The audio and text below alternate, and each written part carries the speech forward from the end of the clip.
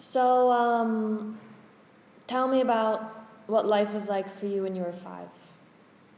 Well, up to that point, I went from very extreme to very mellow. For instance, when I was born, I was in the sun.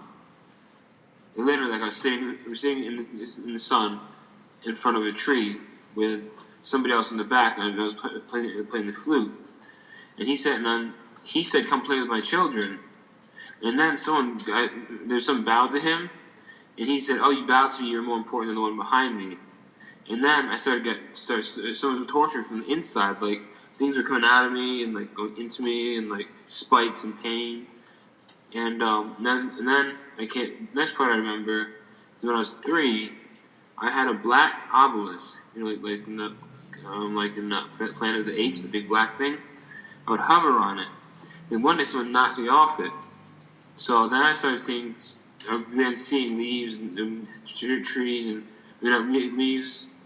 Excuse me, cars, buildings, homes, all things I never saw before. I'd never seen one before until the age of 3.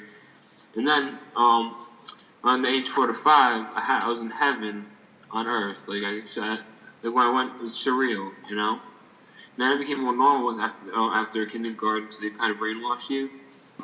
As I grew older, I grew smarter to the point where I understand. I think I'm probably the first person to understand what all the meanings of life are, enlightenment and all that. I actually understand. You can look at a book and it'll say, have meanings, like one sentence meanings, that like the striking thoughts of Bruce Lee.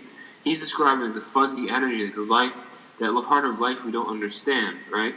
I got his notes are like missing an ending, but I can explain literally what. When someone asks, what is love, or what is poetry, or what is art, what does last mean, what does it really mean? I understand. I think I'm the first person.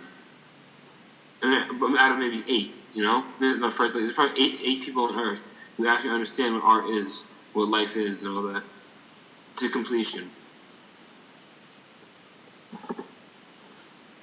I'm coming to the age where I'm a man now, and I have a philosophy, and it's long, deep, and I picture all the books. I write spirit books. I picture books with the writing in them.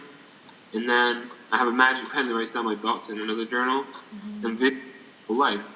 So I've got a giant tree with books all the way to the root. And at the root is a projector with video.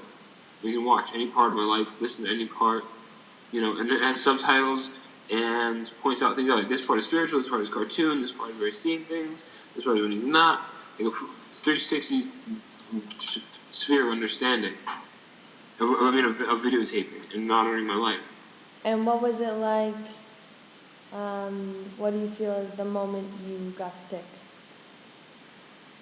Well, when I was in the shower and having my spine ripped out, it was a big loss, a huge loss. But something touched me on the temple or something, right? And connected to my brain. I zoom out. I don't think I meditated the right way, but then I heard this loud. That's why I twitch, because this thought in my brain is trying to come back. The synapses are trying to reconfigure. The synapses in my head, because I thought that when I got touched here and I heard the snap, it was a certain part of the brain, that functions as achieving open chakras and whatnot, and love, and like it was a horrible thing that happened to me, and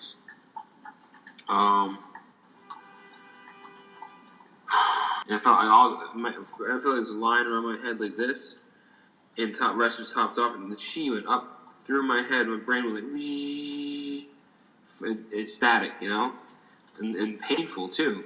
Like it was frying my brain. And it took me this long just to get to the point where I'm twitching. It wrecked my life.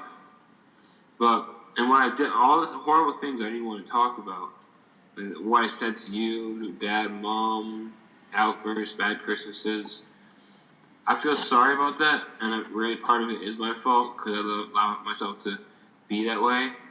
I'm strong enough not to be that way, so I'm partially responsible and I have some guilt. But at the same time, it was like demon possession, to the point where the demon was me, and I had no control over my own body. I don't Or blame you, Jamie. I don't blame you at all. yeah, I don't feel you do. But I feel, somewhat responsible and I forgive myself. Because I'm stronger now.